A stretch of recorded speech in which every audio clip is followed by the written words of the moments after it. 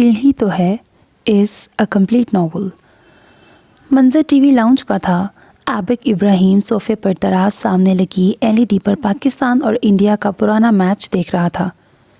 ہاتھ میں بڑا سا چپس کا پیکٹ تھا اور نظریں تھوڑی تھوڑی دیر بعد نبا کریم کا جائزہ لے رہی تھی، جو کچھ ہی دور قالین پر کشن رکھے بیٹھی تھی۔ سامنے پڑے موبائل فون کی اسکرین پر مہندی کا ایک دلکش ڈیزائن نظر آ رہا تھا، جس کو ہو بہو وہ اپنے ہاتھ پر اتار رہی تھی۔ اس کے گھنگھریالے سنہری بال پونی کی شکل میں بندھے ہوئے تھے، اس کے باوجود ایک شرارتی لٹ بار بار اس کے چہرے پر آ جاتی تھی، جسے وہ اپنے مہندی کی کون پکڑے ہاتھ سے کان کے پیچھے اڑس لیتی۔ شریر لٹ اپنی حرکت سے باز نہیں آتی تھی۔ یہ کچھ ہی پل کے بعد دوبارہ اس کے چہرے پر جھولنے لگتی تھی، لیکن نباہ کو اس کی پرواہ نہیں تھی۔ اس کے چہرے پر گہرا اطمینان تھا اور لبوں پر دھیمی مسکان تھی۔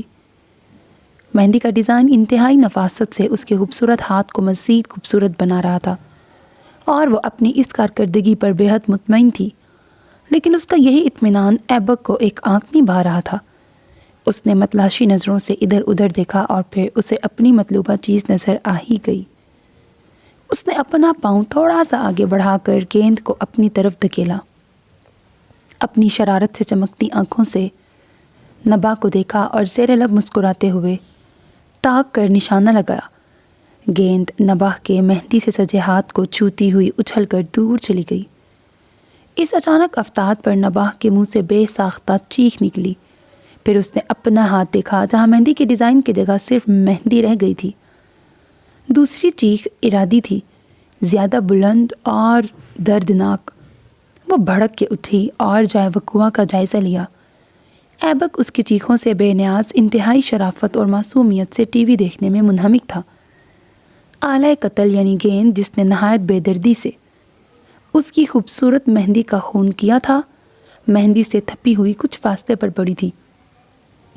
وہ پاؤں پٹکتی ہوئی ایبک کے سر پہ جا کھڑی ہوئی۔ دل تو چاہ رہا تھا کہ مہندی والا ہاتھ اس کے منہ پہ جما دے۔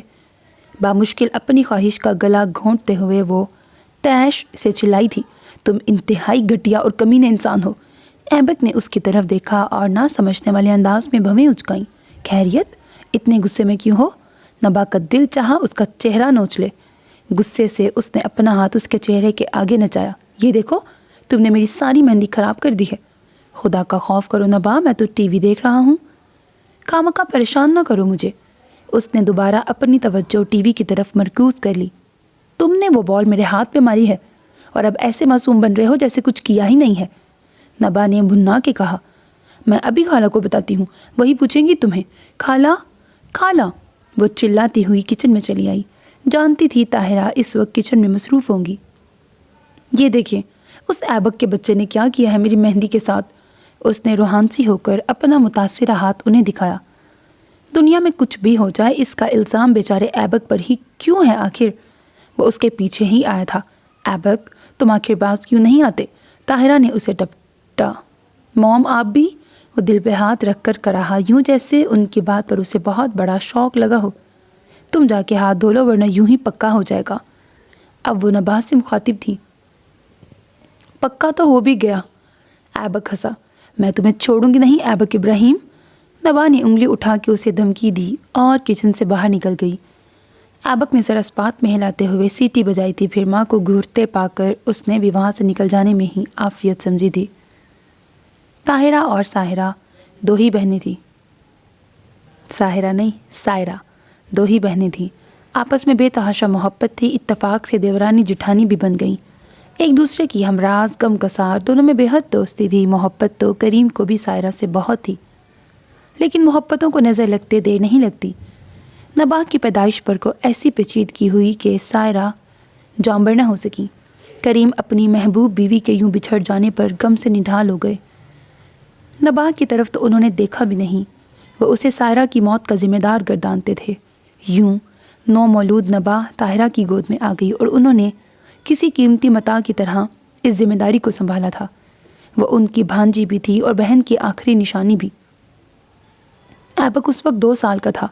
اسے اپنی ماں کی نبا کے ساتھ شراکت بے حد ناگوار گزرتی تھی۔ وہ اس سے چڑنے لگا تھا۔ اس نے اسے وہ غاصب لگتی تھی جس نے اس کی ماں پہ قبضہ کر لیا تھا اور باپ کی محبت کو بانٹ لیا تھا، اور یہ چڑ آج تک برقرار تھی، اس لیے وہ اسے تنگ کرنے کا کوئی موقع ہاتھ سے جانے نہیں دیتا تھا۔ گزرتے وقت نے کریم کو بھی اپنے دھارے میں شامل کر لیا۔ وہ آسٹریلیا سیٹل ہو چکے تھے۔ کافی عرصہ تنہا رہنے کے بعد آخر انہوں نے وہاں شادی بھی کر لی تھی اور بیوی بچوں میں مگن ہو چکے تھے۔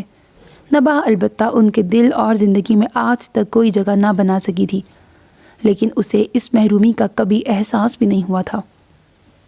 ابراہیم صاحب کی وہ لاڈلی تھی اور طاہرہ کی جان کا ٹکڑا، حتیٰ کہ دعا اور احمد جو بہت بعد میں پیدا ہوئے تھے وہ بھی اس کے نام کی مالا جپتے تھے۔ موم، میری سمجھ میں نہیں آتا کہ آپ نے اس ہٹلر کے ساتھ ساری زندگی گزار کیسے لی؟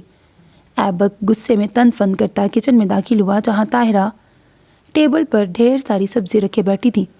انہوں نے غور سے اپنے بے حد ہینڈسم بیٹے کو دیکھا۔ بلو جینز اور ڈارک بلو شرٹ میں ملبوس ناراض سا وہ اب فریج کھول کے اندر دیکھ رہا تھا۔ بیٹے، باہر سے آ کر پہلے سلام کرتے ہیں۔ انہوں نے ایک ٹوکری میں ٹماٹر نکال کر رکھے۔ یہ ذرا فریج میں رکھ دو۔ یہ سراسر آپ کی غلطی ہے۔ ٹماٹر فریج میں رکھ کر وہ دوبارہ شروع ہو گیا۔ آپ نے ان کی ہر بات مان کے انہیں ڈکٹیٹر بنا دیا ہے۔ اس نے فریج سے پانی کی بوتل نکال کے منہ سے لگا لی۔ کتنی دفعہ منع کیا ہے بوتل کو منہ مت لگایا کرو، گلاس میں پانی نکال کے پیو۔ طاہرہ نے ایک دفعہ پھر اس کی بات نظر انداز کی۔ موم، ایبک نے بھنا کر فریج بند کیا۔ آپ کے شوہر کے بارے میں بات کر رہا ہوں نا، تو آپ اسی طرح انجان بن جاتی ہیں، سنتی ہی نہیں ہیں۔ سن رہی ہوں، وہ سبزی بناتے ہوئے مصروف لہجے میں بولی۔ تمہاری یہ باتیں میں تمہارے بچپن سے سن رہی ہوں، کوئی نئی بات تھوڑی ہے۔ وہ کرسی گھسیٹ کر ان کے سامنے بیٹھ گیا۔ مجھے ایک بات بتائیں، ڈیڈ مجھ پر ایسے پابندیاں کیوں لگاتے ہیں جیسے میں کوئی لڑکی ہوں؟ اب کیا ہوا؟ میرے سارے دوست پورا دن گھر سے باہر رہتے ہیں، لیٹ نائٹ بھی باہر انجوائے کرتے ہیں، لیکن میرے ڈیڈ ہیں کہ یونیورسٹی میں بھی مجھے فالتو نہیں رہنے دیتے۔ فون پر فون آنا شروع ہو جاتے ہیں کہ کام ختم ہو گیا تو گھر پہنچو۔ بس کچھ دنوں کی بات ہے، طاہرہ نے تسلی دی۔ تمہارا MBA مکمل ہو جائے تو پھر تم پر اتنی پابندیاں نہیں رہیں گی۔ جی ہاں، ایبک نے تنزیہ کہا۔ اس کے بعد ان کے آفس میں پورا دن ان کی نظروں کے سامنے جو رہنا پڑے گا۔ اسٹوڈنٹ لائف میں جس نے انجوائے نہ کیا اس نے بعد میں کیا خواہ کرنا ہے؟ میں مانتی ہوں کہ تمہاری ڈیڈ کچھ زیادہ ہی سختی کرتے ہیں، لیکن بیٹے، حالات آج کل بہت خراب ہیں اور تمہاری عمر ایسی ہے کہ جس میں برائی بھی بھلی معلوم ہوتی ہے۔ آج کل لڑکوں کی حفاظت بھی لڑکیوں کی طرح کرنی پڑتی ہے۔ ہم بس ڈرتے ہیں اور تمہیں ہر قسم کی برائی اور برے ماحول سے محفوظ رکھنا چاہتے ہیں۔ طاہرہ نے اسے سمجھانے کی کوشش کی۔ موم، مجھے اچھے برے کی تمیز ہے۔ ایبک نے منہ پھلایا۔ میں کوئی بچہ تو نہیں ہوں۔ جانتی ہوں میرا بیٹا بہت سمجھدار ہے۔ طاہرہ مسکرائیں۔ بس کچھ ہماری احتیاط پسندی سمجھ لو، پھر ایک وقت آئے گا جب ماں رہے گی نہ باپ، مکمل طور پہ آزاد ہوگے تم۔ ہاں، اب ایموشنلی بلیک میل کرنا شروع کر دیں آپ مجھے۔ وہ اٹھ کھڑا ہوا تھا۔ یہ سچ تھا کہ ابراہیم صاحب نے اپنی اولاد پر بہت سختی کر رکھی تھی۔ وہ اس مقولے پر عمل کرتے تھے کہ کھلاؤ سونے کا نوالا لیکن دیکھو شیر کی نظر سے۔ ان کے اپنے ہی اصول تھے جن کی پابندی گھر کے ہر فرد پر لازم تھی۔ کسی کی مجال نہیں تھی کہ ان کے سامنے کچھ بول سکے یا ان کے کسی فیصلے کو تبدیل کروا سکے۔ کیا مصیبت ہے یار؟ نبا نے پین پٹکا۔ وہ لان میں تازہ ہوا انجوائے کرنے آئی تھی۔ موسم بے حد اچھا ہو رہا تھا، ڈھیر ساری خوبصورت سیلفیاں لینے کا موڈ ہو رہا تھا، لیکن بھلا ہو احمد کا جس نے اپنی حساب کی بھوک اسے پکڑا دی تھی اور اب وہ کوئی گھنٹہ بھر سے ایک سوال حل کرنے کی کوشش میں ہلکان ہو رہی تھی۔ چھوڑے نبا آپی، احمد نے ایبک کو آتے دیکھ کر اس کی مشکل آسان کی۔ ایبک بھائی آ گئے ہیں، میں ان سے کروا لیتا ہوں۔ اس نے سکون کا سانس لیا، لیکن ایبک کی تیز نظر آتے ہی معاملہ بھانپ چکی تھی اور اب وہ اس کی جان چھوڑنے والا ہرگز نہیں تھا۔ احمد، تم بھی کس جاہل سے ہیلپ لینے بیٹھ جاتے ہو؟ تم جانتے ہی ہو کہ تمہاری نباہ آپی پڑھائی لکھائی میں بس ایویں ہی ہیں۔ جتنی تیزی سے وہ سوال حل کر رہا تھا اس سے زیادہ تیز اس کی زبان چل رہی تھی۔ جاہل نہیں ہوں میں۔ نباہ کو بھڑکنے میں دیر نہیں لگی تھی۔ BA کے ایگزامز ہونے والے ہیں میرے۔ ہاں BA، ایبک نے ٹھنڈی سانس بھری۔ آج کل جب گاؤں دیہاتوں کی لڑکیاں بھی میتھس اور فزکس پڑھ رہی ہیں، ہماری نباہ صاحبہ سمپل BA کر رہی ہیں۔ واہ کیا بات ہے! تو میں نے کون سا نوکری کر دی ہے؟ نباہ نے شرمندہ ہوئے بغیر کہا۔ تعلیم حاصل کرنے کا مقصد نوکری کرنا نہیں ہوتا۔ ایبک نے سوال حل کر کے کاپی احمد کو واپس کی۔ اچھا تو پھر کیا ہوتا ہے تعلیم حاصل کرنے کا مقصد؟ نباہ نے جوابی وار کیا، تہذیب اور اچھے اخلاق کا حصول۔ تو ان سے تو تم بھی فارغ ہو۔ بس بس، احمد نے درمیان میں آ کر دونوں ہاتھ پھیلائے۔ کچھ دیر کے لیے سیز فائر کریں، موم آ رہی ہیں۔ طاہرہ سیدھی ادھر ہی آئی تھی۔ نباہ رات کا کھانا تیار ہے، سلاد اور رائتہ بنا کر کھانا تم نے سرو کرنا ہے۔ لان چیئر سنبھالتے ہوئے انہوں نے نباہ کے لیے ہدایت نامہ جاری کیا۔ آپ نے کہا اور اس نے کر لیا۔ ایبک باز نہیں آیا تھا۔ نباہ تمہارے ایگزامز ہو جائیں تو کوکنگ سیکھو۔ میں نہیں چاہتی کہ لوگ کہیں خالہ نے کچھ سکھایا ہی نہیں ہے۔ سکھایا تو آپ نے واقعی کچھ نہیں ہے موم۔ ایبک کی زبان پر پھر کھجلی ہوئی تھی۔ ایبک، طاہرہ نے اسے گھورا۔ خالہ پلیز، مجھ سے نہیں ہوتی یہ کوکنگ بکنگ۔ نباہ نے منہ بنایا۔ اچھا تو پھر کیا کرو گی شادی کے بعد تم؟ طاہرہ نے استفسار کیا۔ رومانس۔ نباہ کی زبان بے ساختہ پھسلی تھی۔ ایبک نے ایک زوردار قہقہہ لگایا۔ طاہرہ ماتھے پر ہاتھ مار کے رہ گئی۔ خالہ، آپ میری شادی ایسے لڑکے سے کیجیے گا جو بہت امیر ہو، ہر کام کے لیے نوکر چاکر ہوں، مجھے کچھ بھی نہ کرنا پڑے۔ اس نے جھینپ کر اپنی بات کا اثر زائل کرنے کی کوشش کی۔ آپ بھی آئیں کرکٹ کھیلتے ہیں؟ احمد اور دعا اس کے سر پہ آ کھڑے ہوئے تھے۔ چلو۔ وہ فوراً اٹھی۔ میں بھی کھیلوں گا۔ ایبک بھی شامل ہو گیا۔ نہیں، تم چیٹنگ کرتے ہو۔ اگر میں نہیں کھیلا تو تمہیں بھی نہیں کھیلنے دوں گا۔ ان کی نوک جھونک پھر شروع ہو چکی تھی۔ وقت یوں ہی گزر رہا تھا، لڑتے جھگڑتے۔ شام دن کو دھکا دے کر زبردستی گھس آتی۔ ابھی بیچاری کچھ دیر سکون سے بیٹھ بھی نہیں پاتی تھی کہ رات آ کر اسے نکال باہر کرتی۔ یہی سب کچھ اگلی صبح رات کے ساتھ ہوتا۔ دن کو اپنے پورے تمطراق کے ساتھ آتا دیکھ کر اسے اپنا بوریا بستر گول کرنا پڑتا۔ ایبک نے ابراہیم صاحب کے ساتھ کاروبار میں ہاتھ بٹانا شروع کر دیا تھا اور نباہ نے طاہرہ کے ساتھ کچن۔ زندگی دھیمے سروں میں بہہ رہی تھی جب ابراہیم صاحب نے اس میں پتھر پھینک کر بھونچال پیدا کر دیا۔ یہ کیا کہہ رہے ہیں آپ؟ طاہرہ کو محسوس ہو رہا تھا جیسے ابراہیم صاحب نے ان کے سر پر کوئی بوم پھاڑ دیا ہو۔ بات ایسی ہی تھی، سن کر ہی ان کے کان سائیں سائیں کرنے لگے تھے۔ نباہ اور ایبک کا رشتہ، یہ تو بھیڑوں کے چھتے میں ہاتھ ڈالنے کے مترادف تھا۔ کیا ہوا، پریشان کیوں ہو گئی آپ؟ ابراہیم صاحب نے استفسار کیا۔ بچے نہیں مانیں گے ابراہیم، ان کے آپس میں بالکل نہیں بنتی۔ طاہرہ نے نفی میں سہ لایا۔ ان کو بتائیے گا کہ یہ میرا فیصلہ ہے اور میں اپنے فیصلے تبدیل نہیں کرتا۔ ابراہیم صاحب کا لہجہ روبدار تھا، ہمیشہ کی طرح دو ٹوک۔ اچھا، آپ نے کریم بھائی سے بات کی؟ آخر نباہ ان کی سگی اولاد ہے، ان کا حق ہے اس پر۔ طاہرہ کو خیال آیا، کر چکا ہوں۔ ابراہیم صاحب نے چشمہ اتار کر میز پہ رکھا۔ اسے کوئی اعتراض نہیں ہے اور نہ ہی وہ اعتراض کا کوئی حق رکھتا ہے۔ نباہ ہماری بچی ہے، ہم نے اسے پالا ہے، اس کا اچھا برا ہم ہی نے دیکھنا ہے۔ طاہرہ خاموش ہو گئی۔ نباہ اور ایبک کے متوقع رد عمل کے بارے میں سوچ کر ہی ان کا بی پی ہائی ہونے لگا تھا۔ وہ اٹھ کھڑی ہوئیں۔ کہاں جا رہی ہیں آپ؟ ابراہیم صاحب نے دوبارہ چشمہ لگا لیا اور میز سے کتاب اٹھائی۔ بلڈ پریشر کی ٹیبلٹ لے لوں؟ آپ چھوٹی چھوٹی باتوں کو سر پہ سوار کر لیتی ہیں طاہرہ بیگم۔ انہوں نے اینک کے اوپر سے طاہرہ کو دیکھا۔ آپ کا کام تو ہے صرف ٹینشن دینا، جھیلنا تو مجھے پڑتا ہے نا۔ وہ زیر لب بڑبڑاتے ہوئے کمرے سے نکل گئیں۔ ایبک غصے سے پورے کمرے میں چکر لگاتا پھر رہا تھا، یوں جیسے پھلجڑی کو کسی نے تیلی لگا دی ہو۔ یہ خیال آتے ہی دعا نے بے ساختہ امڑ آنے والی ہنسی کو فوراً دبایا، کیونکہ اس وقت ایبک کے سامنے ہنسنے یا مسکرانے کا مطلب تھا آ بیل مجھے مار۔ موم، آپ ایسا کیسے کر سکتی ہیں؟ آپ نے سوچا بھی کیسے؟ نبا اور میرا تو کوئی میچ ہی نہیں بنتا۔ وہ ہتھیلی پر مکہ مارتا ماں کے سامنے جا کھڑا ہوا۔ بیٹے، تمہارے ڈیڈ کا فیصلہ ہے یہ۔ طاہرہ نے رسان سے اسے سمجھانے کی کوشش کی۔ تم ذرا ٹھنڈے دل سے سوچو، نبا بہت اچھی ہے۔ یہ میں کیا سن رہی ہوں خالہ؟ نبا بھی پاؤں پٹکتی آدم کی تھی۔ احمد بتا رہا ہے کہ آپ لوگ میرا اور ایبک کا۔ وہ ایک دم خاموش ہو گئی۔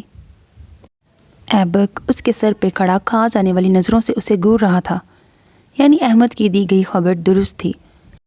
ایبک، جسے وہ 2 گھڑی برداشت نہیں کر سکتی تھی، پوری زندگی کے لیے اسے اس کے سر پر مسلط کیا جا رہا تھا۔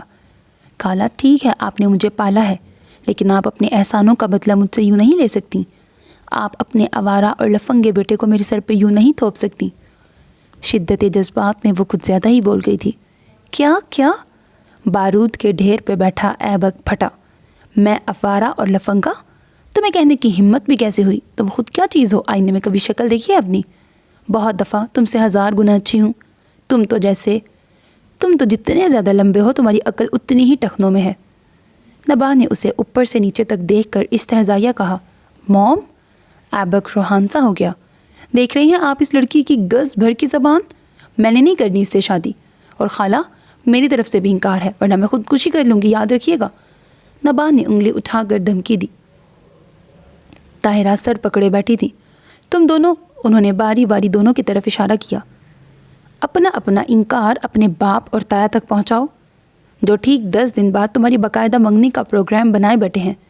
میرے سامنے شور کرنے کا کوئی فائدہ نہیں ہے۔ بلاخر بلی تھیلے سے پوری کی پوری باہر آ گئی تھی۔ گھر کا ماحول خاصا گرم تھا۔ ایبک کی تیوری پر اگر مستقل بل پڑے تھے تو نباہ بھی ہر ایک کو کاٹ کھانے کو دوڑ رہی تھی۔ دعا اور احمد کی تو شامت آئی ہوئی تھی۔ ایبک ابھی آفس سے آیا ہی تھا کہ نباہ نے اس کے کمرے کا دروازہ بجایا۔ ذرا باہر آ کے میری بات سنو۔ آرڈر تو ایسے دیتی ہے جیسے میں اس کا غلام ہوں۔ بڑبڑاتا ہوا وہ کمرے سے باہر نکلا۔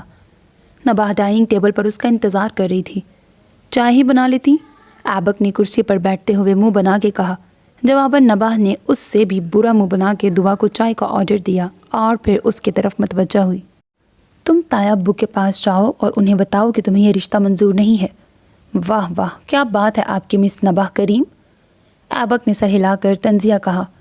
اس طرح ڈیڈ کی نظر میں آپ بن جائیں گی معصوم اور مظلوم، جو کہ آپ ہرگز نہیں ہیں، اور میں بیچارہ جو پہلے ہی ان کی گڈ بک میں نہیں ہوں مزید برا بن جاؤں گا۔ سوری، میں تو ایسا کبھی نہیں کروں گا۔ تم خود جا کے ان کے سامنے انکار کیوں نہیں کر دیتی، بلکہ یہ زیادہ بہتر رہے گا۔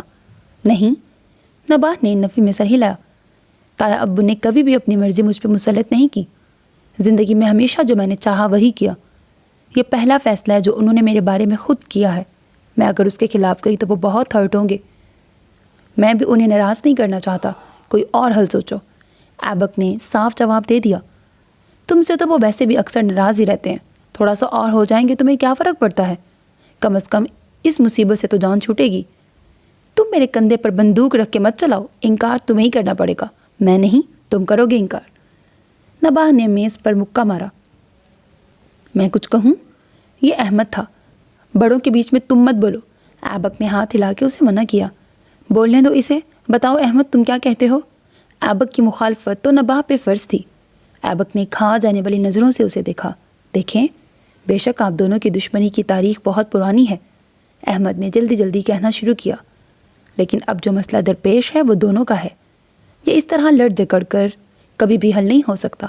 اگر آپ دونوں واقعی اس مسئلے کا حل چاہتے ہیں تو کچھ عرصے کے لیے دوستی کر لیں، بعد میں تو میں کرتے رہیے گا، لیکن اگر ابھی آپ نے مل کر اس مسئلے کو حل نہ کیا تو یوں ہی لڑتے جھگڑتے آپ لوگوں کی شادی ہو جائے گی، یہ میں لکھ کے دے سکتا ہوں، اللہ نہ کرے۔ نباہ کے منہ سے بے ساختہ نکلا۔ بس تو پھر کچھ عرصے کے لیے دوست بن جائیں اور مل کر کوئی حل سوچیں، احمد نے کہا۔ منہ تمہارا چھوٹا ہے لیکن بات تم نے بے شک بڑی کی ہے۔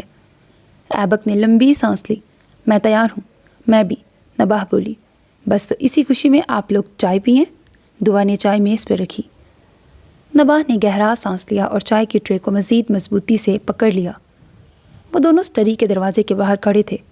طے یہی ہوا تھا کہ مل کر ابراہیم صاحب سے بات کی جائے۔ بات تم شروع کرو گی؟ ایبک کو اپنی بڑی تھی، باپ کے سامنے اس کی ویسے ہی جان نکلتی تھی، سو اب بھی وہ گھبرایا ہوا تھا۔ نباہ نے جواباً اسے گھورا اور دروازے پر دستک دی۔ کم ان۔ ابراہیم صاحب کی بھاری آواز پر ایبک بے اختیار 2 قدم پیچھے ہٹ گیا تھا۔ نباہ توجہ دیے بغیر اندر داخل ہو گئی۔ آؤ آؤ بیٹا۔ ابراہیم صاحب اسے دیکھ کر خوش ہو گئے۔ نباہ نے پیچھے مڑ کے دیکھا، دروازہ بند ہو چکا تھا اور ایبک باہر رہ گیا تھا۔ اس نے دانت کچکچائے اور آگے بڑھ کر چائے ٹیبل پہ رکھی۔ بیٹھو۔ ابراہیم صاحب نے چشمہ اتار کر میز پہ رکھا۔ وہ سامنے کرسی پہ بیٹھ گئی۔ آج تمہیں ایک بات بتاؤں، میری بہت خواہش تھی کہ میری پہلی اولاد بیٹی ہو، اور یہ خواہش تم نے آ کے پوری کر دی۔ بیٹیاں بہت پیاری چیز ہوتی ہیں، انہیں نظروں سے دور کرنے کا دل نہیں چاہتا۔ ڈر لگتا ہے نا قدرے لوگوں میں پھنس جائیں تو ماں باپ بیچارے جی سکتے ہیں نہ سکون سے مر سکتے ہیں۔ وہ ایک لمحے کے لیے خاموش ہو گئے۔ والدین کے ہاتھ میں ان کی اولاد کا نصیب نہیں ہوتا، لیکن وہ حد المقدور ان کے لیے بہترین کا انتخاب کرتے ہیں۔ میں نے تمہارے لیے جو فیصلہ کیا تمہیں اس پر کوئی اعتراض تو نہیں ہے نا بیٹا؟ نباہ نے ان کی طرف دیکھا۔ گریسفل سوبر پرسنالٹی والا یہ آدمی جو نم آنکھوں سے اس کی طرف دیکھ رہا تھا، اس کا باپ نہیں تھا، لیکن وہ کیسے کہہ سکتی تھی کہ وہ اس کا باپ نہیں تھا؟ زندگی کے ہر لمحے میں وہ اس کے باپ کی جگہ پر موجود تھا۔ گھر میں ہر ایک کے لیے گرجتا برستا وہ شخص جب اس کی طرف دیکھتا تھا تو ایک دم ٹھنڈی چھاؤں بن جاتا تھا۔ اس کا دل چاہا وہ ان کے سینے سے لگ جائے، انہیں بتائے کہ وہ ان سے کس قدر محبت کرتی ہے، لیکن ان کا روب اسے بے تکلف ہونے کی اجازت نہیں دیتا تھا۔ اس نے نفی میں سر ہلایا۔ نہیں تایا ابو، جیتی رہو۔ وہ خوش ہو گئے۔ مجھے پتہ تھا میری بیٹی میرا مان ضرور رکھے گی۔ اس کے سر پہ ہاتھ رکھ کر وہ مسکرا رہے تھے۔ باہر ایبک بے چینی سے ٹہل رہا تھا۔ اسے اسٹڈی سے نکلتا دیکھ وہ تیزی سے اس کی طرف بڑھا۔ کیا ہوا؟ وہ اسے نظر انداز کر کے اپنے کمرے کی طرف چلی آئی۔ وہ پیچھے پیچھے تھا۔ دعا، میرا خیال ہے مجھے آج پارلر کا ایک چکر لگا لینا چاہیے۔ خالہ نے کچن میں جھونک کر میری سکن کا ستیہ ناش کر دیا ہے۔ آئینے کے سامنے کھڑے ہو کے اس نے اپنے چہرے کا جائزہ لیا۔ دعا نے ایک نظر اس پہ ڈال کر پھر اپنی کتابوں میں سر دے لیا تھا۔ بات کی تم نے ڈیڈ سے؟ ایبک جواب کا منتظر تھا۔ اتنا تجسس ہو رہا ہے تو ساتھ چلنا تھا نا، وہ جل کے بولی۔ یار تم میری کمزوری جانتی ہو، ڈیڈ کا سامنا کرنا بہت مشکل ہے، تو مجھے بتاؤ نا کیا بات ہوئی؟ وہ صلح جو انداز میں بولا۔ انہوں نے مجھ سے پوچھا تھا، تم نے انکار کر دیا؟ ایبک نے پرجوش انداز میں اس کی بات کاٹی۔ نباہ نے ایک گہری سانس لی۔ نہیں۔ کیوں؟ وہ ایک دم جھنجھلا گیا، پھر آنکھیں پھیلا کے بغور اسے دیکھا۔ کہیں تمہارا دل تو نہیں آ گیا مجھ پہ؟ یہ تو خیر قیامت تک نہیں ہو سکتا۔ نباہ نے منہ بنایا۔ دراصل تایا ابو کو منع کرنا بہت مشکل کام ہے، لیکن مسئلہ یہ ہے کہ محض ان کی خوشی کی خاطر میں تمہارے جیسی مصیبت کو اپنے گلے نہیں لگا سکتی۔ تو میں کون سا تمہارے گلے لگنے کے لیے ترس رہا ہوں؟ ایبک بھننا کے بولا۔ کس قسم کی باتیں کر رہے ہیں آپ لوگ؟ یہ دعا تھی، غیر مہذب، نا شائستہ، نا موضوع۔ یہ کیا ہوتا ہے؟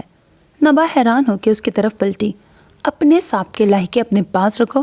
ایبک بدمزہ ہو کر کمرے سے نکل گیا۔ دعا شرمندہ سی ہو کر دوبارہ اپنی اردو کی کتاب پر جھک گئی۔ لاؤنج میں خاموشی تھی۔ دعا اور احمد نیچے قالین پر اپنی کتابیں پھیلائے اسکول کا کام کر رہے تھے۔ نباہ صوفے کے اوپر گھٹنوں میں سر دیے بیٹھی تھی۔ ایبک ایک طرف ٹہل رہا تھا۔ تم ایک جگہ ٹک کے نہیں بیٹھ سکتے؟ بلاخر نباہ نے اپنی جھنجھلاہٹ اس پہ اتاری۔ واک کرنے سے میرا دماغ زیادہ کام کرتا ہے، ایبک نے متانت سے جواب دیا۔ پھر کیا کام کیا اتنی دیر میں تمہارے دماغ نے؟ ایبک سامنے والے صوفے پر بیٹھ گیا، ایک نظر احمد اور دعا پہ ڈالی اور دوسری نباہ پر۔ تینوں اس کی طرف دیکھ رہے تھے۔ اس نے کہنا شروع کیا، میں اچھا خاصا ہینڈسم ہوں، ایجوکیٹڈ بھی ہوں اور ویل آف بھی، لیکن آج تک میری زندگی میں کوئی لڑکی نہیں آئی۔ یہ نہیں کہ مجھے کسی نے پسند نہیں کیا، کالج میں، یونیورسٹی میں ہزاروں لڑکیاں مجھ پہ مرتی تھیں، لیکن میں نے کبھی کسی کی طرف آنکھ اٹھا کے نہیں دیکھا۔ میں ہمیشہ ناقابل تسخیر بنا رہا۔ اس کا صلہ تو مجھے یہ ملنا چاہیے تھا کہ کوئی پریوں جیسی حسین سی، نازک سی، شرمیلی سی لڑکی آ کے میرے دل کے دروازے پہ دستک دیتی اور میں دل و جان سے اسے قبول کر لیتا۔ لیکن ہوا کیا؟ ایک چڑیل میرے اوپر قبضہ کرنے جا رہی ہے اور میں کچھ کر بھی نہیں پا رہا۔ وہ اچھا خاصا آپ دیدہ ہو کیا تھا؟ تمہیں میں چڑیل لگتی ہوں؟ نباہ نے اسے گھورا۔ تم خود کسی جن سے کم ہو کیا؟ ویسے جن اور چڑیل کی جوڑی بنتی تو ہے، احمد نے سوچ کے کہا۔ جواباً نباہ نے اسے بھی ایک گھوری سے نوازا اور اپنا دکھڑا لے کے بیٹھ گئی۔ ظلم تو مجھ پہ ہو رہا ہے۔ کیا کیا خواب دیکھے تھے میں نے اپنے مستقبل کے حوالے سے، کیا زبردست آئیڈیل تھا میرا، لونگ کیئرنگ، میرے آگے پیچھے پھرنے والا، میرے ناز نخرے اٹھانے والا، مجھ سے رومانٹک باتیں کرنے والا، اور مل کیا رہا ہے مجھے؟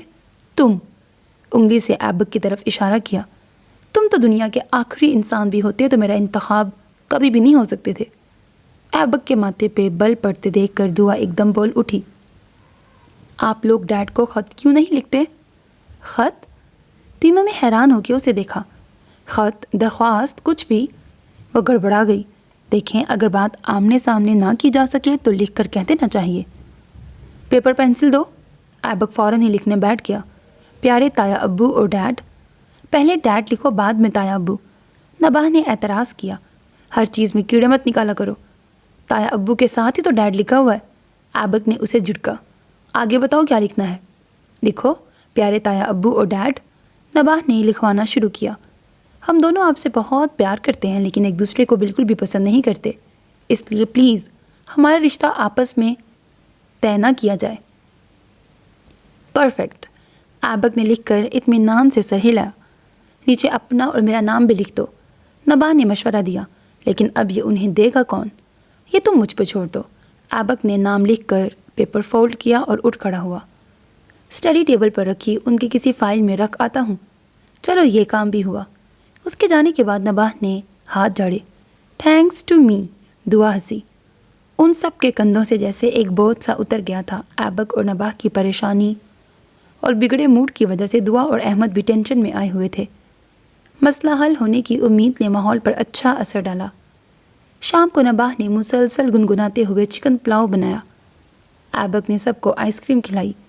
اتنے دوستانہ ماحول پر طاہرہ حیران ہوتی رہیں اور وہ چاروں معنی خیز انداز میں مسکراتے رہے۔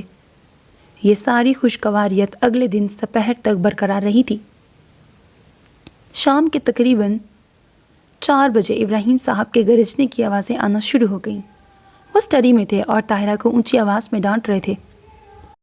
لگتا ہے ڈیڈ نے خط پڑھ لیا ہے۔ احمد نے ان کے کمرے میں جھانکا۔ نباہ جو دروازے سے کان لگا کر آوازوں کو سمجھنے کی کوشش کر رہی تھی، جھنجھلا کے بولی، ایبک کہاں ہے؟ بھائی تو سو رہے ہیں، دعا نے بتایا، اٹھاؤ اسے۔ اس نے دعا اور احمد دونوں کو بھیجا اور خود سر پکڑ کے بیٹھ گئی۔ کچھ دیر میں گھبرایا ہوا ایبک بھی آ پہنچا۔ یہ ڈیڈ کو کیا ہوا ہے؟ وہی جو ہونا تھا، تمہیں پتہ تو ہے ان کے غصے کا۔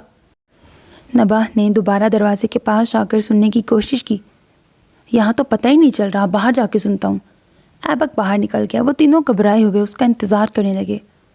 کچھ دیر بعد اس کی واپسی ہوئی۔ فکر کی کوئی بات نہیں ہے، ڈیڈ کی کوئی فائل گم ہو گئی ہے۔ اصل میں موم نے آج صفائی کروائی تھی اسٹڈی کی، تو وہ غصہ کر رہے ہیں کہ ان کی ساری چیزیں ادھر ادھر ہو گئی ہیں۔ تم نے خط کہاں رکھا تھا؟ نباہ نے پوچھا۔ ٹیبل پر، ان کی بلو فائل میں، اس نے کہتے ہوئے سر پہ ہاتھ مارا۔ وہی فائل تو گم ہوئی ہے۔ اب جب وہ فائل ملے گی اور اس میں سے آپ کا خط نکلے گا تو آپ دونوں کی خیر نہیں ہے۔ ڈیڈ پہلے ہی بہت غصے میں ہیں۔ احمد نے انہیں ڈرانے کی کوشش کی، جس میں وہ 100% کامیاب رہا۔ تم جا کے فائل ڈھونڈو اور تایا ابو کے ہاتھ لگنے سے پہلے اس میں سے خط غائب کرو، نباہ نے ایبک سے کہا۔ ٹھیک ہے۔ وہ بیچارہ فوراً ہی مشن پہ روانہ ہو گیا۔ اسٹڈی کا ماحول اچھا خاصا گرم تھا۔ ابراہیم صاحب غصے کے بہت خراب تھے۔ یہ طاہرہ ہی کی ہمت تھی کہ وہ ان کا غصہ برداشت کرتی تھی۔ اس نے اندر جھانکا۔ طاہرہ فائل ڈھونڈ رہی تھی اور ابراہیم صاحب منہ سے گولہ باری کر رہے تھے۔ 1000 دفعہ میں نے تمہیں منع کیا ہے کہ ملازمہ سے میری اسٹڈی مت صاف کروایا کرو، ہر چیز کی جگہ بدل دیتی ہے۔ میری اتنی اہم فائل تھی، اس کا کیا بھروسہ، چاہے اس نے کوڑے میں ہی پھینک دی ہو۔ ڈھونڈ رہی ہوں نا میں، ابھی مل جاتی ہے۔ طاہرہ نے صوفے سے کشن اٹھا کر چیک کرتے ہوئے تحمل سے کہا، تم کیا کر رہے ہو یہاں؟ ابراہیم صاحب کی نظر دروازے پہ کھڑے ایبک پہ پڑی۔ میں بھی فائل ڈھونڈنے میں مدد کرتا ہوں موم کی۔ وہ اندر آ گیا۔ تمہیں تو ضرور ہی مل جائے گی نا۔ وہ کمر پہ ہاتھ باندھے ٹہل رہے تھے۔ ایبک نے ادھر ادھر دیکھنا شروع کیا، بک ریکس میں، ٹیبل پہ پڑی فائلز اور کتابوں میں، صوفوں پر کشن ہٹا کر ڈیکوریشن پیسز کے آگے پیچھے۔ ابراہیم صاحب نے اپنا پسندیدہ مشغلہ پھر سے شروع کر دیا تھا۔ ہوتی تو اتنی دیر میں مل جاتی نا۔ مان لو تمہاری چہیتی کوڑے میں پھینک گئی ہے، تم آ کے میری کسی بات پہ کان کیوں نہیں دھرتی ہو طاہرہ؟ جب میں نے منع کیا تھا تو تم نے اس سے صفائی کیوں کروائی؟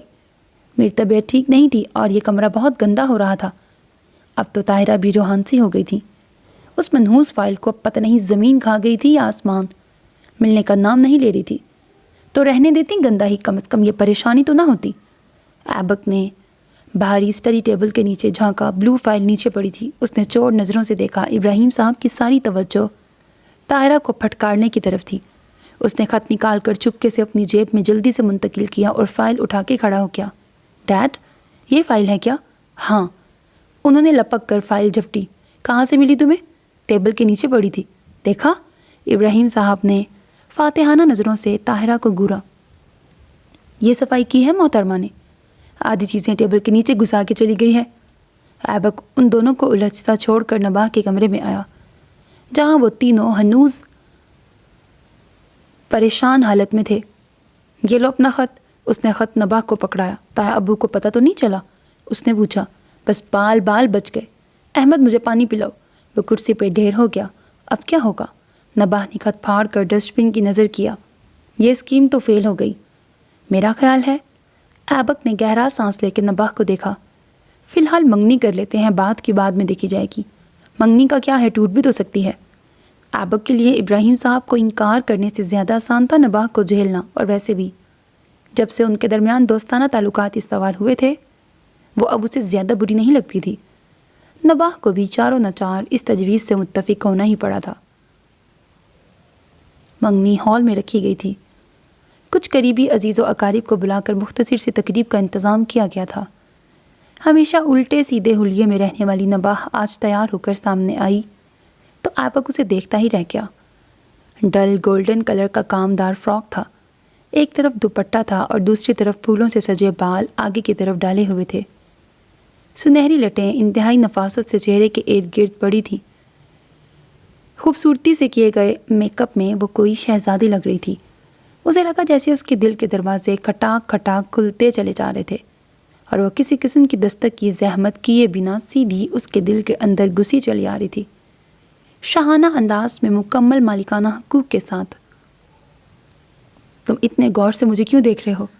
نباہ نے اس کا مسلسل اپنی طرف دیکھنا محسوس کر لیا تھا۔ بہت خوبصورت لگ رہی ہو تم، وہ کہیں بغیر نہ رہ سکا۔ دھت تیرے کی۔ ساتھ ہی اپنے دل کو ڈپٹا تھا جو ایک دم ہی دگا دے کر مخالف پارٹی سے جا ملا تھا۔ پورے 30,000 لگے ہیں میک اپ پر۔ نباہ نے اس کی طرف جھک کر رازداری سے بتایا۔ نہ کرو یار، ایبک نے ماتھے سے نادیدہ پسینہ پونچھا۔ میں تو بہت سستا تیار ہوا ہوں۔ تم؟ نباہ نے غور سے اسے دیکھا۔ بلیک سوٹ میں وہ بے حد شاندار لگ رہا تھا۔ بہت ہینڈسم لگ رہے ہو۔ واقعی؟ وہ ایک دم خوش ہو گیا۔ سنہری شہزادی کا وہ پسند آ گیا تھا۔ اف، یہ بے وفا دل۔ دیکھ نہیں رہے ہو سب لوگ اتنی تعریف کر رہے ہیں، چاند سورج کی جوڑی کہہ رہے ہیں ہمیں۔ دیکھ ہی تو رہا ہوں میں۔ وہ اس کی طرف دیکھ کر گمبھیر لہجے میں بولا۔ کیا مطلب؟ مطلب یہ کہ والدین ہمارے بارے میں ہمیشہ اچھا ہی فیصلہ کرتے ہیں۔ مجھے تمہاری باتیں سمجھ میں نہیں آ رہی۔ نباہ نے منہ بنا کر اپنا ٹیکہ درست کیا۔ وہ اس وقت سٹیج پر موجود تھے۔ ابراہیم صاحب اور طاہرہ مہمانوں کو دیکھ رہے تھے۔ دعا پنک شرارے میں ادھر ادھر گھوم رہی تھی اور احمد اپنے کیمرے سے تصویریں لے رہا تھا۔ بعد میں سمجھاؤں گا۔ ایبک نے ٹیبل پہ رکھے گلدستے میں سے ایک گلاب کا پھول نکالا۔ میں یہ تمہارے بالوں میں لگا دوں؟ پہلے ہی بہت سے لگے ہوئے ہیں۔ نباہ نے اعتراض کیا۔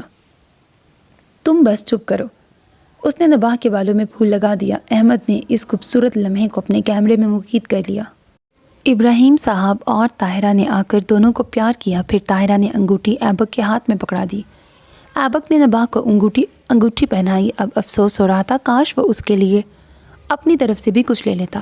ہائے یہ بدتمیز دل، واو کتنی زبردست رنگ ہے، نباہ بے ساختہ بولی تھی۔ منگنی ٹوٹنے کے بعد میں یہ واپس نہیں کروں گی، یاد رکھنا یہ بات۔ ساتھ ہی ایبک کو وارن کیا، خوشی کے موقع پر بدشگونی کی بات نہیں کرتے بیٹا۔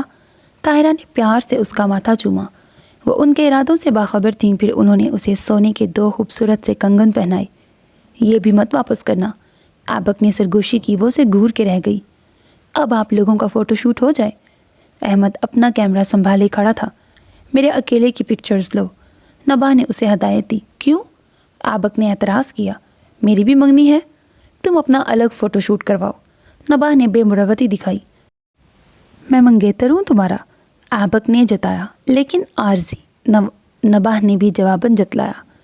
اس طرح تو یہ منگنی بھی عارضی ہے۔ تم کیوں اتنی زیادہ پکچرز بنوا رہی ہو؟ میں اتنی زبردست تیار ہوئی ہوں، پکچرز تو لوں گی، تو بعد میں پکچرز نہیں لوں گی تو بعد میں یاد کیسے رہے گا کہ میں کتنی خوبصورت لگ رہی تھی؟ نباہ کی اپنی ہی منطق تھی۔ یہ بھی یاد رکھنا ضروری ہے کہ تمہاری منگنی کس سے ہوئی تھی۔ ایبک کو غصہ آ گیا، اتنا غصہ کہ اس نے نباہ کو ایک بھی تصویر اکیلے نہیں بنوانی دی۔ ہر تصویر میں وہ اس کے ساتھ موجود تھا۔ یہ ڈھیٹ اور بے شرم دل۔ بلاخر منگنی کا قصہ بھی ختم ہوا۔ نباہ نے کھڑکی سے باہر دیکھتے ہوئے سوچا، باہر کھڑی شام نے بھی پوری آنکھیں کھول کر اسے دیکھا تھا۔ ایک بات تو ہم دونوں میں کامن ہے، ہم دونوں ہی بزدل ہیں یا پھر اپنے پیاروں کا دل دکھانے کی ہمت نہیں رکھتے۔ وہ اٹھ کر باہر آ گئی۔ شام اداس تھی اور اسے اپنی اداسی میں شریک کرنے پر بضد تھی۔ نباہ، تم یونیورسٹی میں ایڈمیشن کیوں نہیں لے لیتی؟ طاہرہ نے اس کی اداسی کو محسوس کر کے مشورہ دیا۔ صحیح کہہ رہی ہیں خالہ، بات اس کے دل کو لگی تھی، ورنہ یہ بوریت تو مجھے مار ہی ڈالے گی۔ اگلے چند دنوں میں اس کا ایڈمیشن ہو گیا۔ پڑھنا تو اس نے خیر کیا تھا، لیکن نئے نئے کپڑے، جوتے، رنگ برنگی دوستیاں اور کھٹی میٹھی مخالفتیں مصروف وہ بے شک ہو گئی تھی۔ نباہ آپی، آپ کے کوئی یونیورسٹی فیلو آئے ہیں، رمیز ڈرائنگ روم میں بٹھایا ہے۔ وہ خالہ کے ساتھ کچن میں تھی جب احمد نے آ کر اطلاع دی۔ باہر سے گزرتے ایبک کے کان کھڑے ہو گئے۔ وہ ڈرائنگ روم کی طرف جاتی نباہ کے پیچھے ہو لیا۔ رمیز ایک مناسب شکل و صورت کا مالک لڑکا تھا جو ذرا نروس سا صوفے پر بیٹھا انتظار کر رہا تھا۔ رمیز کیسے آنا ہوا بھائی؟ نباہ اسے دیکھ کر چہکی۔ ایبک نے ماتھے پہ بل ڈال کے اس کے چہکار کو نوٹس کیا۔ رمیز کھڑا ہو گیا۔ میں یہ تمہارے نوٹس دینے آیا تھا، بریکٹ۔ بہانہ اچھا ڈھونڈا ہے، تو کل یونیورسٹی میں دے دیتے، خواہ اتنی زحمت کی تم نے۔ نباہ نے اس سے نوٹس لیتے ہوئے کہا، بریکٹ۔ زحمت کیسی؟ سر کے بل آیا ہوگا، میں نے سوچا تم نے پڑھنا ہوگا۔ وہ تھوڑا سا جھیم کر مسکرایا۔ بریکٹ، پڑھنا اس صدی کا سب سے بڑا مذاق۔ So nice of you, Nabah مسکرائی۔ Bracket, so nice of you, تمہیں تو میں چھوڑوں گا نہیں، کسی اور کی منگیتر پہ ڈورے ڈالنے والے گھٹیا انسان۔ ایبک نے خیالوں ہی خیالوں میں رمیز کے منہ پر 2-3 مکے رسید کیے اور پھر نباہ کی طرف مڑا۔ تمہیں موم بلا رہی ہیں؟ اسے یہاں کھڑے کھڑے کیسے الہام ہو گیا؟ نباہ نے سوچا ضرور، لیکن کچھ کہے بغیر باہر نکل گئی۔ تم ٹھنڈا لوگے یا گرم؟ ایبک نے اسے گھورتے ہوئے چبا چبا کے کہا۔ انداز ایسا تھا جیسے یہیں کھڑے کھڑے مار کھاؤ گے یا الٹا لٹکا کے ٹکائی کروں۔ کچھ نہیں، میں چلتا ہوں، رمیز نے کھسکنے میں ہی عافیت جانی تھی۔ ہوا میں ٹھنڈک تھی۔ نباہ لون میں نصب جھولے پر بیٹھی ہولے ہولے جھولا جھول رہی تھی۔ اس کی نظریں آسمان پر جمع ہوتے بادلوں کے تعاقب میں تھیں، لیکن سوچ ایبک کے گرد گھوم رہی تھی۔ وہ اب پہلے جیسا لاپرواہ اور غسیلا ایبک نہیں رہا تھا۔ اب وہ اسے ڈانٹتا بھی تھا تو لہجے میں اپنائیت ہوتی تھی۔ وہ اس کے معاملے میں پوزیسو ہو گیا تھا، اس پر اپنا حق جتانے لگا تھا۔ اس نے اظہار محبت نہیں کیا تھا، لیکن انداز سے محبت ضرور دکھا رہا تھا۔ کیا وہ مجھ سے محبت کرنے لگا ہے؟ نباہ نے خود سے پوچھا۔ ہاں، مجھے پکا یقین ہے۔ دل نے شور مچانا شروع کر دیا۔ اور کیا میں؟ اس نے جھجک کر اگلا سوال کیا۔ میں بھی۔ دل مچلا تھا۔ نباہ کو یہ جواب پسند نہیں آیا۔ وہ خود کو اچھا خاصا مضبوط سمجھتی تھی۔ اپنے دل کے اس قدر جلد ایبک پر لٹو ہو جانے پر جی بھر کر بدمزہ ہوئی۔ اکڑ دیکھو ذرا اس کی، کہہ نہیں سکتا تھا کہ مجھ سے محبت کرنے لگا ہے، اور پھر میں کیوں مانوں اس کی بات؟ میری اپنی بھی کوئی مرضی ہے۔ اس نے نخرہ دکھایا۔ چھوڑو بھی اب بیکار کی ضد، دل کا اپنا معاملہ تھا سو اسے منانے لگا۔ دیکھو نا وہ کتنا ہینڈسم ہے، اور جب خیال رکھتا ہے تو مزید اچھا لگتا ہے۔ چپ کرو۔ وہ گھبرا کر اٹھ کھڑی ہوئی۔ ہوا نے آندھی کی شکل اختیار کر لی تھی، تیز گرد آلود آندھی۔ آسمان کالے سیاہ بادلوں سے اٹھ گیا تھا۔ بیرونی گیٹ کھلا ہوا تھا، یقیناً احمد باہر نکلا تھا۔ یہ احمد بھی کس قدر لاپرواہ ہے۔ وہ گیٹ بند کرنے آگے بڑھی۔ اسی وقت کھلے گیٹ سے کوئی اندر داخل ہوا تھا۔ پیچھے ایک لڑکا 2 سفری سوٹ کیس گھسیٹتا چلا آ رہا تھا، گورا چٹا سا، دور سے فارنر لگتا تھا۔ ایک ہاتھ سے بالوں کو پیچھے کرتی، آنکھوں کو گرد سے بچاتی، وہ بغور آنے والوں کو دیکھ رہی تھی۔ پتریلی روش پہ چلتے ہوئے گرے سوٹ میں ملبوس اجنبی کے قدم بوجھل تھے، یوں جیسے وہ اکیلا نہیں تھا۔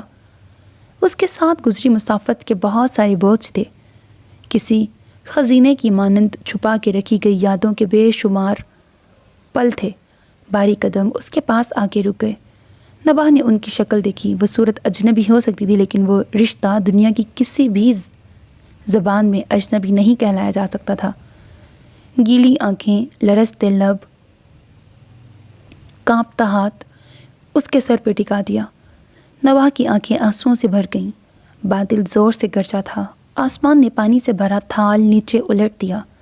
آنسو اور پانی رل مل گئے۔ اندر آ جائیں، اس نے کہا اور پلٹ کر اندر کی طرف بڑھ گئی۔ کریم احمد اس کے پیچھے تھے۔ سوٹ کیس سنبھالتا فورن لڑکا اور گیٹ بند کرتا احمد بھی اندر کی طرف بھاگا تھا۔ ابراہیم صاحب بے حد خوش تھے۔ ان کا ماں جایا ایک عرصے کے بعد لوٹ آیا تھا۔ یہ بہن بھائیوں کا بھی رشتہ ہوتا ہے، لاکھ ایک دوسرے سے دور ہوں، ان کے دل آپس میں جڑے ہی رہتے ہیں۔ ہزار ناراضگی کے باوجود دل ان کی خیر ہی مانگتا ہے۔ وہی بچپن والا رویہ کہ میں خود چاہے مار لوں لیکن کوئی دوسرا ہاتھ لگا کر تو دیکھے، ساری عمر قائم رہتا ہے۔ آج ڈائننگ ٹیبل کریم احمد کی پسندیدہ ڈشز سے سجا ہوا تھا۔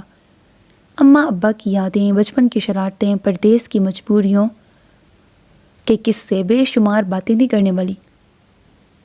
کھانے کے بعد محفل لاؤنج میں جمی تھی، سبھی وہاں موجود تھے۔ کریم احمد نباہ کو اپنے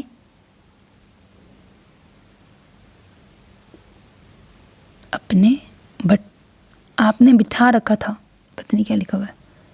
ابراہیم صاحب سے باتیں کرتے ہوئے وہ بار بار نباہ کو دیکھتے تھے۔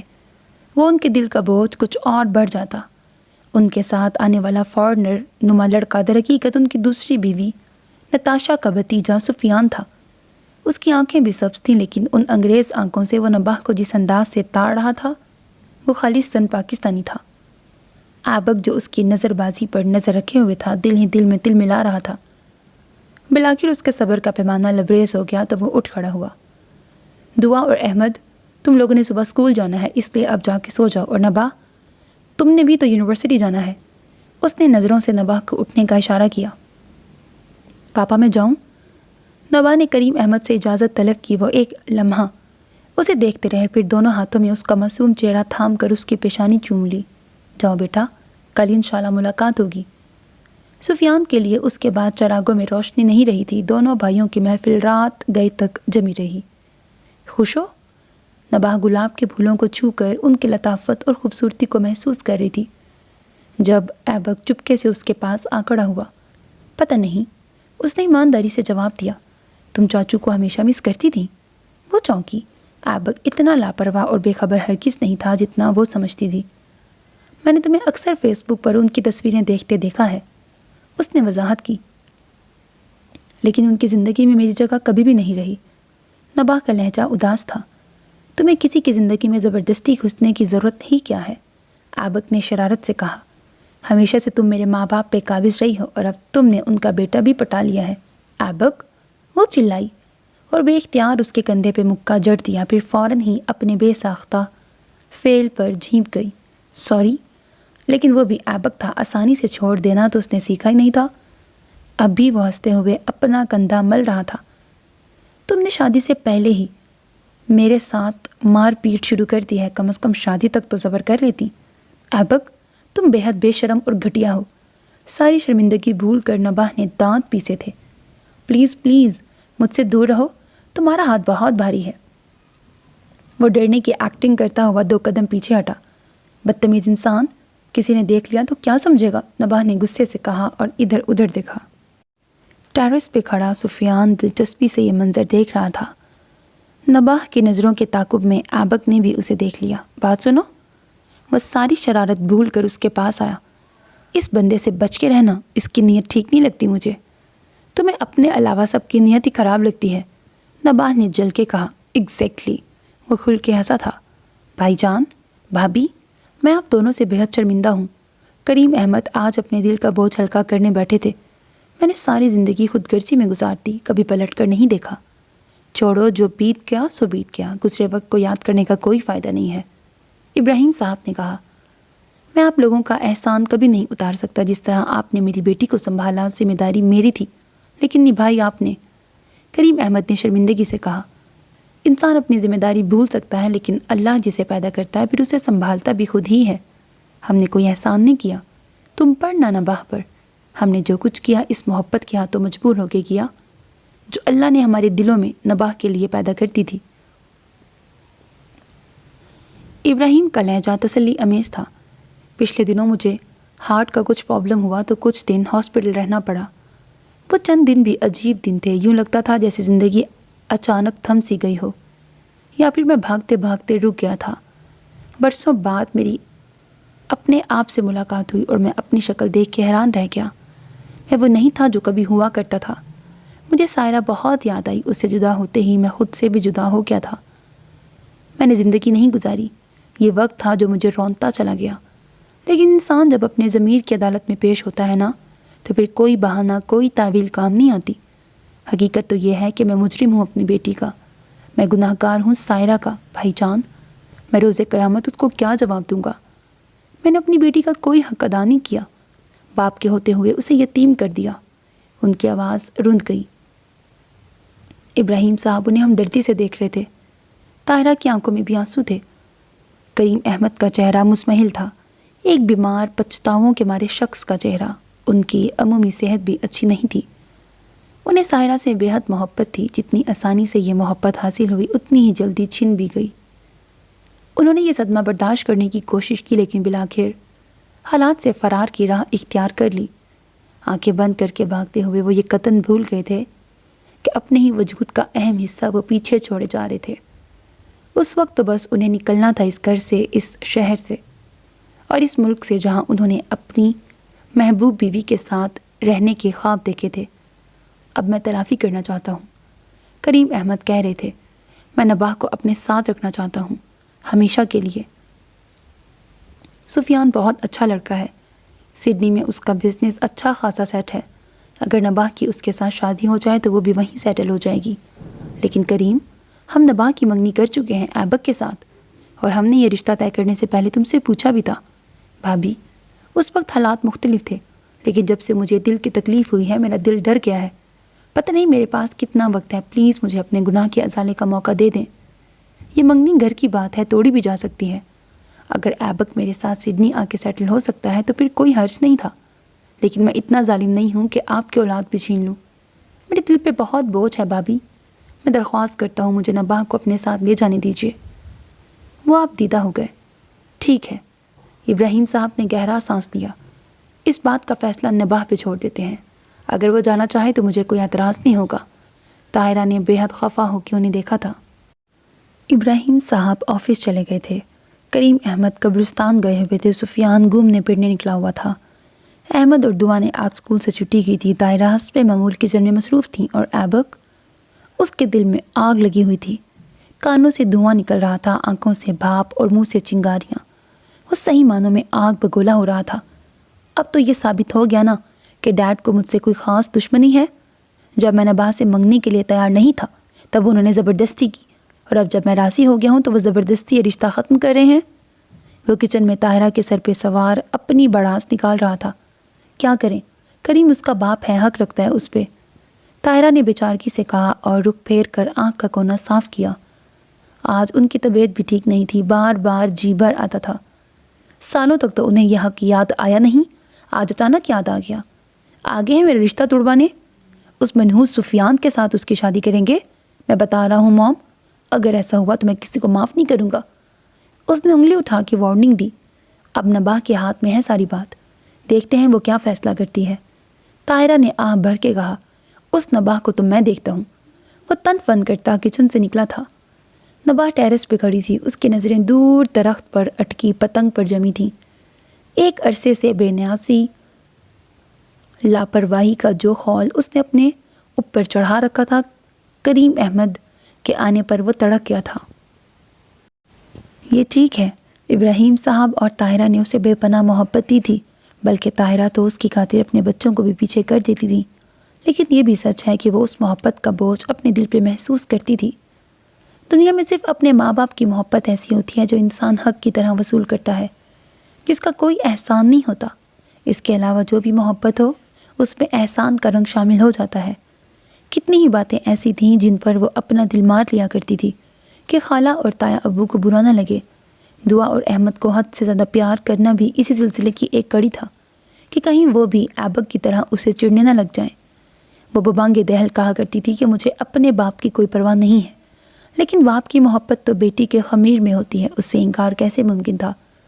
اس کا دل ہمیشہ ان کا منتظر رہا تھا، وہ اس کے پاس آئیں، اس سے پیار کریں، اسے سینے سے لگائیں، وہ ان سے فرمائشیں کریں، لاڈ اٹھوائے۔ یہ وہ خواہشات تھی جنہیں اس نے اپنے دل کے اندرونی خانے میں دبا کے رکھا تھا۔ بظاہر وہ مضبوط تھی، لاپرواہ تھی، نٹ کھٹ اور بے نیاز تھی، لیکن اتنے برسوں بعد باپ کو سامنے دیکھ کر اسے اپنی ساری محرومیاں پھر سے یاد آنے لگیں۔ وہ دل ہی دل میں ان سے ناراض تھی، بے حد خفا، لیکن وہ مان جانا چاہتی تھی۔ اپی، یہ دعا اور احمد تھے، دائیں طرف دعا اور بائیں طرف احمد، دونوں کی آنکھوں میں آنسو تھے۔ اس نے انہیں اپنے ساتھ لگا لیا۔ کیا آپ چلی جائیں گی؟ دعا کے لہجے میں خدشے بول رہے تھے۔ نباہ، ایبک حسب عادت پکارتا ہوا آیا تھا، اس نے پلٹ کر دیکھا، وہ ٹھٹک کے رک گیا۔ نباہ کی آنکھوں میں گالوں پر آنسو تھے۔ کیا وہ جانے کا فیصلہ کر رہی تھی؟ ایبک کے دل پر مکہ سا پڑا تھا۔ رات کے کھانے کے بعد وہ داخلی دروازے کے باہر سیڑھیوں پر آ بیٹھی۔ سیڑھیوں کے دامن میں دونوں طرف لان پھیلا ہوا تھا، بیچوں بیچ پتھریلی رویش بیرونی گیٹ تک جاتی تھی۔ لان کی لائٹس آن تھیں، پھر بھی دور درختوں کے بیچ میں اندھیرا تھا اور اس اندھیرے میں جگنو چمکتے تھے۔ آسمان ستاروں سے بھرا ہوا تھا، جیسے دلہن کا آنچل جس پہ ڈھیر سارے نگینے جڑے ہوں۔ ہوا خوشگوار تھی اور اس میں پھولوں کی مہک شامل تھی۔ نبا نے گہرا سانس لے کے اس مہک کو اپنے اندر اتارا۔ سنہری بالوں کو ڈھیلی سی پونی میں باندھے وہ اداس لگتی تھی۔ سیاہ لباس میں اس کا گورا رنگ اور بھی نمایاں ہو رہا تھا۔ کوئی اس کے پاس آ کے بیٹھا تھا۔ اس نے مڑ کر دیکھا، یہ کریم احمد تھے۔ تم مجھ سے ناراض ہو؟ وہ خاموش رہی۔ میں جانتا ہوں کہ تم مجھ سے ناراض ہو، اس قدر ناراض کہ تم نے اپنی ناراضگی بھی مجھ سے چھپا لی ہے۔ نہ کوئی شکوہ کیا، نہ گلا۔ کیوں بیٹا؟ ان کے لہجے میں دکھ تھا۔ اس کی خاموشی ان کے احساس جرم کو بڑھا رہی تھی۔ شکوہ کرنے کا کیا فائدہ پاپا؟ آپ کے پاس اپنی وجوہات ہوں گی، اور ویسے بھی میں تو آپ کے لیے کبھی بھی اہم نہیں رہی۔ نہ چاہتے ہوئے بھی اس کے منہ سے نکل گیا تھا۔ اللہ کسی کو اپنی رحمت سے نوازے اور وہ اس سے منہ موڑ لے تو اس سے زیادہ بدنصیب انسان کون ہوگا؟ میں بھی ایسا ہی بدنصیب ہوں۔ انہوں نے اس کے سر پہ ہاتھ رکھا۔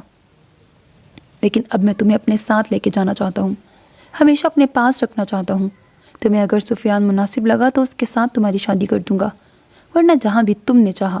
لیکن اب میں مزید تمہیں خود سے دور نہیں رکھوں گا۔ یہی وہ بات تھی جس کا ایک عرصے تک اس نے خواب دیکھا تھا کہ اس کے پاپا آئیں اور اسے اپنے ساتھ لے جائیں۔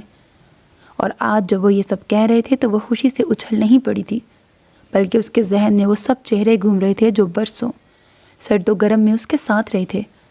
جو روئی تھی تو اس کے آنسو پونچھے تھے، وہ ہنسی تھی تو اس کے ساتھ ہنسے تھے۔ وہ ان کو کیسے چھوڑ سکتی تھی؟ وہ اتنی خود غرض تو کبھی بھی نہیں تھی۔ میں تمہاری ساری فرمائش پوری کروں گا۔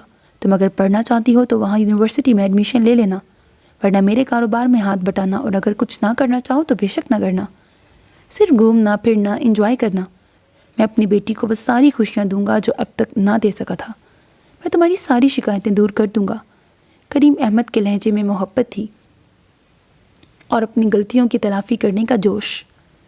اپنی خوشی کی خاطر ان لوگوں کو چھوڑ دینا جو آپ سے محبت کرتے ہوں یا جنہیں آپ کی ضرورت ہو، یہ تو وہی غلطی ہے نا پاپا جو آپ نے کی تھی؟ نباہ نے دھیرے سے کہا۔ میں اس غلطی کو دہرانا نہیں چاہتی۔ تم بالکل اپنی ماں پہ گئی ہو۔ کریم احمد افسردگی سے مسکرائے اور ہاتھ میں پکڑی البم کھولی۔ آؤ تمہیں اس کی تصویریں دکھاؤں۔ البم کیا تھی؟ یادوں کا خزانہ تھا، محبت کی ایک مختصر کہانی کا احوال، ان ناپائیدار رشتوں کا قصہ جو ہاتھوں سے پھسل گئی تھیں لیکن جن کے رنگ ہمیشہ کے لیے محفوظ ہو گئے تھے۔ وہ کچھ دیر کے لیے اپنے ماحول سے کٹ کر اس دنیا میں پہنچ گئی جب اس کے ماں باپ ایک بھرپور محبت کو جی رہے تھے۔ اگر سائرہ نہ جاتی تو آج سب کچھ کس قدر مختلف اور مکمل ہوتا۔ صرف کسی ایک کے نہ ہونے سے کس قدر فرق پڑ جاتا ہے۔ آشیانہ بنانے والے ہاتھ نہ رہیں تو آشیانے کا انجام تو بکھرنا ہی ٹھہرانا۔ اس نے گہرا سانس لیا۔ میں یہ البم رکھ لوں؟ شور۔ کریم احمد اٹھ کھڑے ہوئے۔ البم کو کسی قیمتی متاع کی طرح سنبھالتی نباہ بھی کھڑی ہو گئی۔ ایم سوری پاپا۔ کوئی بات نہیں بیٹا۔ انہوں نے اس کا سر تھپتھپایا۔ نباہ نے ان کی طرف دیکھا۔ کیا نہیں تھا ان کے چہرے پر؟ تھکن، ملال، پچھتاوا۔ وہ ایک ہارے ہوئے شخص کا چہرہ تھا۔ اس کا دل دکھ سے بھر گیا۔ پاپا پلیز اپنے دل سے ہر قسم کا گلٹ نکال دیجیے۔ میں یہاں بہت خوش ہوں۔ میری زندگی میں کبھی کوئی محرومی نہیں رہی۔ وہ انہیں بھرپور طریقے سے تسلی دیتے ہوئے ان کے دل کو سکون پہنچانے کی کوشش کر رہی تھی۔ کریم احمد نے بے اختیار اسے سینے سے لگا لیا۔ کتنی پیاری ہوتی ہیں یہ بیٹیاں بھی، اپنی ذات کو پیچھے کر کے اپنے ماں باپ کا مان رکھنے والی۔ ان کی آنکھیں نم ہو گئیں۔ آپ اندر نہیں آئیں گے؟ اندر جانے سے پہلے اس نے پوچھا۔ تھوڑی دیر تازہ ہوا لے لوں پھر آتا ہوں۔ وہ لان کی طرف بڑھ گئے۔ نباہ داخلی دروازے سے اندر داخل ہوئی تو کسی نے اس کا بازو پکڑ کر ایک دم سے ایک طرف کھینچ لیا۔ یہ ایبک تھا۔ وہ اس کے سینے سے ٹکراتے ٹکراتے بچی تھی۔ کیا بدتمیزی ہے! اس نے بگڑ کر اپنا بازو چھڑایا۔ چاچو سے کیا بات ہوئی تمہاری؟ یقیناً وہ کافی دیر سے اس پر نظر رکھے ہوئے تھا۔ تم سے مطلب؟ نباہ نے اسے گھورا۔ میری بات غور سے سنو، تم کہیں نہیں جاؤ گی، سمجھی؟ ایبک نے اسے ڈپٹا۔ کیوں؟ زبردستی ہے کوئی؟ نہیں۔ ایبک کا لہجہ دھیما ہو گیا۔ ریکویسٹ ہے۔ تمہیں تو خوش ہونا چاہیے میرے جانے پر۔ کیا تم نہیں جانتی؟ کیا؟ کہ میں تمہیں کس قدر چاہنے لگا ہوں؟ تم نے کبھی بتایا ہی نہیں۔ نباہ نے نظریں چرا کے کہا۔ تمہیں اب تک خود ہی سمجھ جانا چاہیے تھا، لیکن ہو نا تم کوڑ مغز۔ ایبک کے منہ سے پھسل گیا حسب صورت۔ اب تو میں ضرور جاؤں گی۔ وہ ناراض ہو کے پلٹی۔ نہیں پلیز، ایبک نے اس کا ہاتھ پکڑ کر روکا اور پھر منت بھرے لہجے میں بولا، میں تم سے بے حد محبت کرنے لگا ہوں نبا، پلیز مجھے چھوڑ کے مت جانا، میں تمہارے بغیر نہیں رہ سکتا۔ اتنے واضح اظہار پر نبا کی نظریں جھک گئیں، چہرے پر سرخی پھیل گئی۔ طاہرہ کمرے سے باہر نکلی تو وہ ایبک سے ہاتھ چھڑا کر ان کی طرف بڑھ گئی۔ خالہ، میں آپ کو چھوڑ کے کہیں نہیں جا رہی۔ ان کے گلے سے لگ کر نبا نے سرگوشی کی۔ میری بچی۔ طاہرہ نے اس کے رخسار چومے اور رونا شروع کر دیا۔ جب سے کریم احمد نے اسے ساتھ لے جانے کی بات کی تھی، ان کی جان جیسے سولی پر لٹک گئی تھی۔ کہیں نبا ان کے ساتھ چلی نہ جائے۔ اگر وہ چلی گئی تو وہ اس کے بغیر کیسے رہیں گی؟ دعا اور احمد بھی آ گئے تھے۔ دعا نبا کے کندھے سے لٹکی ہوئی تھی اور احمد کے دانت ہی اندر نہیں جا رہے تھے۔ موم، خوشی کی بات پر آپ کیوں رو رہی ہیں؟ احمد نے طاہرہ کے آنسو پوچھے۔ بیٹا، یہ خوشی کے ہی آنسو ہیں۔ انہوں نے مسکرا کر نظروں ہی نظروں میں نبا کی بلائیں لیں۔ موم، اب آپ جلدی سے ہماری شادی کر دیں، ایبک نے طاہرہ سے کہا اور پھر نبا کی طرف مڑا۔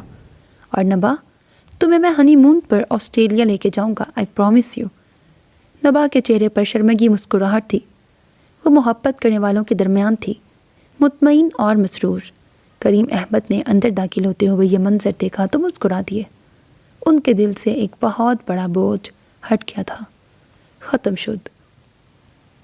سو میرے عزیز listeners, this was the end of the novel Dil Hi To Hai. Hope that you like it. اپنا بہت خیال رکھیے گا نیک تمناؤں کے ساتھ۔ اللہ حافظ۔ And don't forget to subscribe to my channel because that's how you can encourage me and that's the only kind of support and encouragement which I want from all of you. Allah Hafiz.